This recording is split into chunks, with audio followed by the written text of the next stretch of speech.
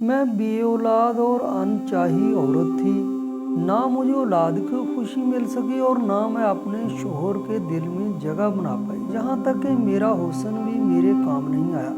मेरा खौफ और वहम बढ़ता जा रहा था कि मेरा शोहर दूसरी शादी कर लेगा और मुझे छोड़ देगा।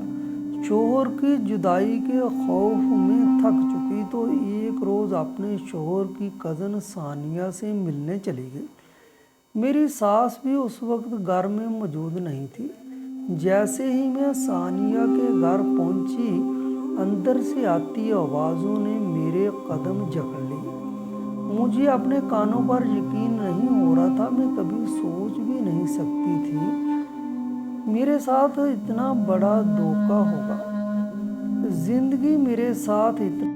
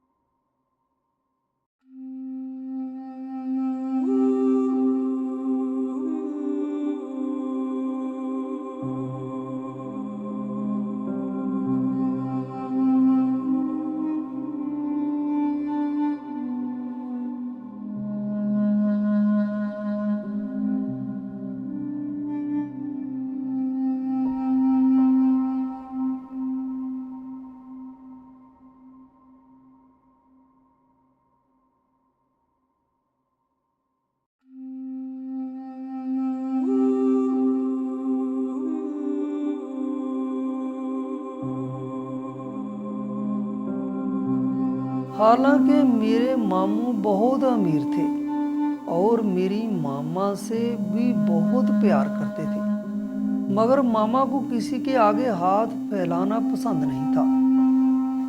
मेरी मामा ने कपड़े सीने शुरू कर दिए, मुझे प्राइवेट स्कूल से उठाकर गवर्नमेंट के स्कूल में दाखिल करवा दिया।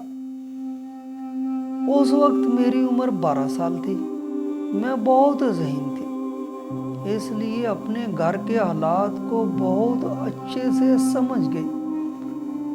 लिहाजा बिना जिद किए गवर्नमेंट स्कूल में दिल लगाकर पढ़ने लगी। बाबा इस सब से बहुत दुखी रहते थे। उन्होंने मुझे और मामा को कभी भी किसी चीज़ की कमी महसूस नहीं होने दी थी, मगर अब उनकी मजदूरी की वजह से हमारी ज़िंदगी बहुत मुश्किल हो गई थी। बाबा ये सब बर्दाश्त नहीं कर सके और एक दिन इस दुनिया से मुंह मोड़ गए। उस वक्त मैं एफए के पेपर से फारग हुई थी। बाबा की मौत ने मुझे बहुत नडाल कर दिया था, मगर इससे ज़्यादा परेशानी मुझे अपनी फूफियों और चचा से हुई थी। बाबा की मौत के फौरन बाद ही वो मेरी अम्मी से मेरी शादी पर जोर डालने लगे, क्योंकि इकलौती होने की वजह से घर मेरे नाम था और सब जानते थे। अमीर खानदान की बेटी होने की वजह से मेरी मामा के पास लाखों का जेवर पड़ा था, जो उन्होंने मेरे लिए संभाल के रखा था। अब सबको यही लालच थी कि किसी तरह वो घर और जेवरात उनके बेटे के जरिए उनको मिल जाए। मामा अपने ससुरालियों की लालची फितरत से वाकिफ थी। इन इन तीनों घरानों में से कोई एक घराना भी ऐसा नहीं था जहां वो अपनी बेटी को ब्याह सकती। इसलिए जब कोई राह सुझाई नहीं दी तो मजबूरन मामा ने मेरे मामू को बुलवाया और रोते हुए उनसे गुजारिश की कि वो मेरी शादी अपने बेटे से करा के मुझे इस जहन्नम से निकाल लें। वो जानती थी उनके लालची ससुराल वाले इन्हें टिकने नहीं देंगे। मामू को अपनी बहन बहुत अजीज थी, इसलिए मामा के कहने की देर थी। मामू ने उसी वक्त अपने बेटे शहरोज को बुलवाकर मेरा निकाह उससे करवा दिया और मुझे रुखसत करवाकर अपने घर ले आए। मामू तो मेरी मामा को भी अपने साथ लाना चाहते थे, मगर मामा ने साथ आने से इनकार कर दिया। वो अब पुरसुकून हो चुकी थी। बेटी की तरफ से उन्हें जो खतरा लाहक था वो खत्म हो गया था। मैं शादी के लिए बिल्कुल भी तैयार नहीं थी, मगर मामा की मजबूरी को समझती थी, इसलिए इस हंगामी सूरत हाल से समझौता कर लिया और खामोशी से मामू के साथ उनके आलीशान घर पहुंच गई। मैं बहुत डरी हुई थी कि जाने मेरे साथ कैसा सलूक हो। शहरोज बहुत संजीदा नजर आ रहा था। उसने अभी तक मुझसे बात नहीं की थी। जब मामू मुझे अपने साथ लेकर घर पहुंचे तो ममानी मुझे देखकर बहुत हैरान हुई। उनको बिल्कुल भी तवक्को नहीं थी कि उनका शोहर इतनी अचानक अपनी बहू ले आएगा, मगर वो कुछ भी बोलने की पोजीशन में नहीं थी, क्योंकि शहरोज के मामले में मामू उनकी एक भी नहीं सुनते थे। मगर साफ लग रहा था उन्होंने बहुत ही मजबूरी की हालत में मुझे कबूल किया था, वरना वो इस शादी से खुश नजर नहीं आ रही थी। वक्त गुजरता गया।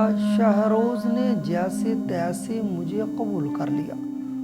वो संजीदा मिजाज के आदमी थे और ज़्यादातर अपने बिजनेस में मसरूफ़ रहते थे, लेकिन मुझे भी वक्त देते थे और मेरा बहुत एहतराम करते थे और मुझे कभी भी किसी चीज़ की कमी नहीं होने दी थी। इतनी इज्जत पाकर मेरा सारा वहम और खौफ दूर हो गया और मैं खुश रहने लगी। मेरी शादीशुदा ज़िंदगी में मुश्किलात उस वक्त पैदा होने लगी जब मेरे मामू की वफ़ात हुई। मामू की आंखें बंद होते ही मेरी सास ने अपना असल रूह दिखाया था। वो मेरे साथ बहुत ही सर्द मिजाजी से पेश आती, उठते बैठते मुझे गुर्बत के ताने देती थी। उनकी हर वक्त एक ही बात होती थी कि मैंने और मेरी माँ ने झूठा ड्रामा रचाकर अमीर लड़के को फंसाया है। मैं अपनी सास की बातों पर बहुत दुखी होती थी। उनको ये सब कहने का कोई हक नहीं था। वो शहरोज की सुतीली माँ थी, मगर कुछ कह नहीं सकती थी, क्योंकि शहरोज अपनी सुतीली माँ का बहुत एहतराम करते थे। अब मेरी सास उठते बैठते मुझे यही सुनाने लगी कि उन माँ बेटों को औलाद की बहुत ख्वाहिश है और वो चाहते हैं कि जल्द से जल्द मैं माँ बन जाऊं। औलाद की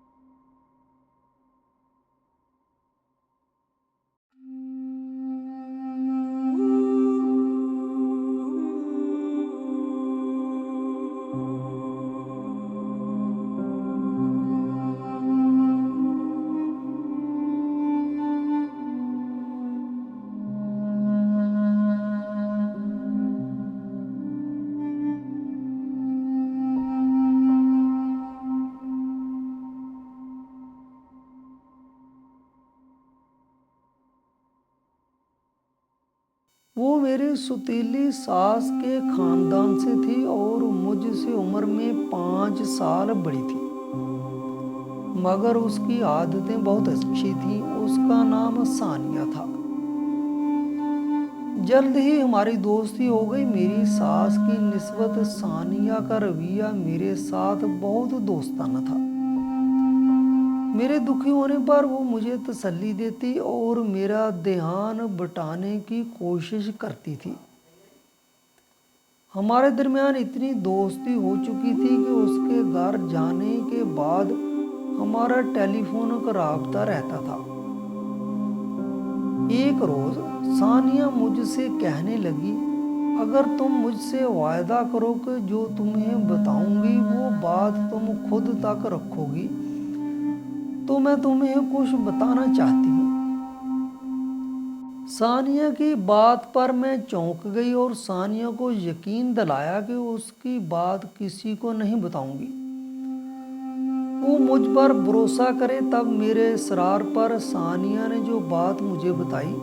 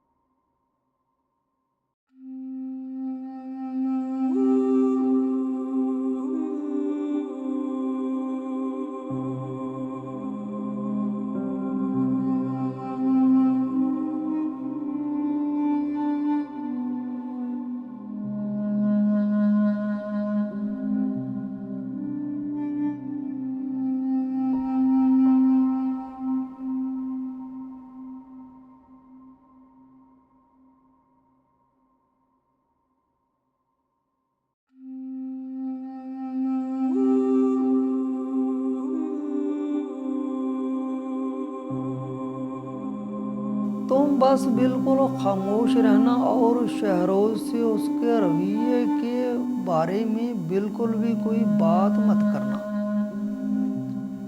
वो तुमसे जितना भी बुरा रवैया रखे, तुम खामोश रहना। उस वक्त तुम्हारी खामोशी में ही तुम्हारी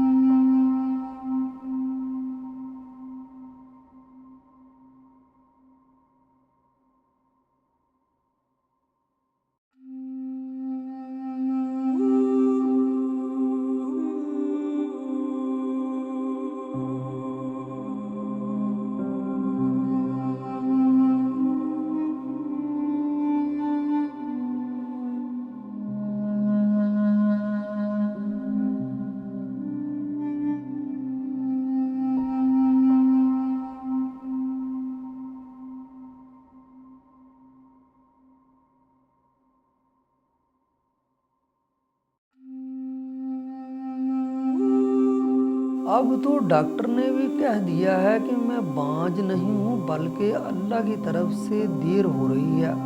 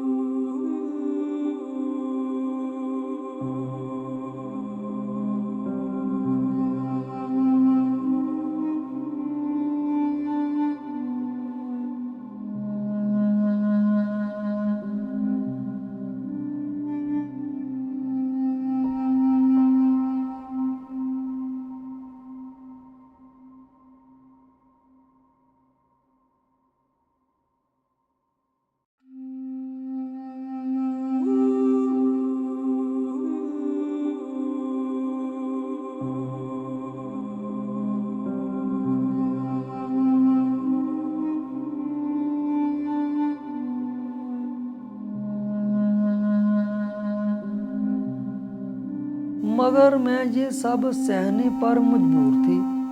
पहले तो कभी कभार मैं तंग आकर अपनी सास को जवाब दिया करती थी, मगर अब मैंने वो करना भी छोड़ दिया था। मैं डर गई थी और खौफ की वजह से बिल्कुल ही चुप साध ली थी। कुछ ही रोज गुजरे थे तो सानिया की कही बातें सच साबित हुई, क्योंकि एक रोज शहरोज ने खुद ही मुझे बुलाकर मुझसे कहा, अगर तुम्हें मुझसे कोई बात कहनी है या मुझे कुछ बताना है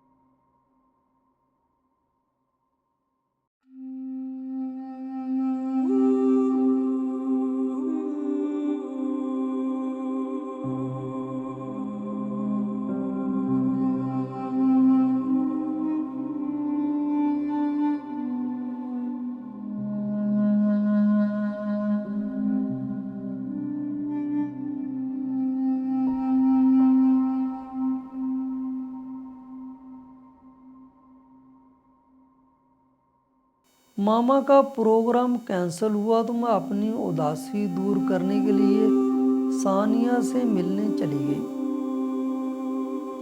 सानिया के घर में एक बार शहरोज और अपनी सास के साथ गई थी। मेरा हादसा बहुत तेज था। मुझे सानिया का घर याद रह गया था। जब मैं सानिया के घर पहुंची तो उसके घर का दरवाज़ा खुला हुआ था। ऐसा लग रहा था जैसे कोई अभी इसके घर आया था। मुझे अंदर जाना अजीब लग रहा था, मगर कुछ सोचकर मैं अंदर चली गई। अभी मैं सहन के दरमियान पहुंची थी कि मुझे अंदर कमरे से बोलने की आवाज़ें आने लगी। एक आवाज़ तो सानिया की थी, मगर दूसरी आवाज़ सुनकर मेरे होश उड़ गए। वो कोई और नहीं बल्कि मेरी सास थी। फिर इससे पहले कि मैं वापस पलटती, अपना नाम सुनकर वहीं रुक गई। मेरी सास सानिया से कह रही थी, अजीब ढीठ लड़की है। मुझे तो लगा था शोहर की महबूबा का सुनकर वो चली जाएगी।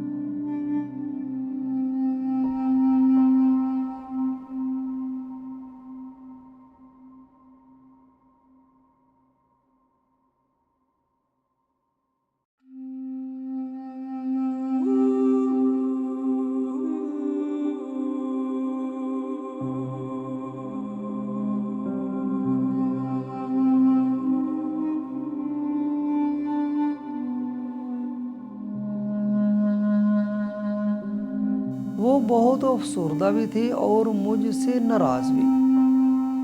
शहरोज ने मुझे बताया वो खत पढ़ लेने के बाद उन्होंने अपनी तरफ से भी इन माँ बेटी की तहकीक की थी और ये बात साबित हो गई थी कि वाकया सानिया इस औरत की सगी बेटी है। वो अपनी बेटी को अपने सुतीले बेटे के साथ ब्याहना चाहती है ताकि सारी जायदाद उसके हाथ में आ सके। और शहरोज का कभी किसी लड़की के साथ कोई चक्कर नहीं था।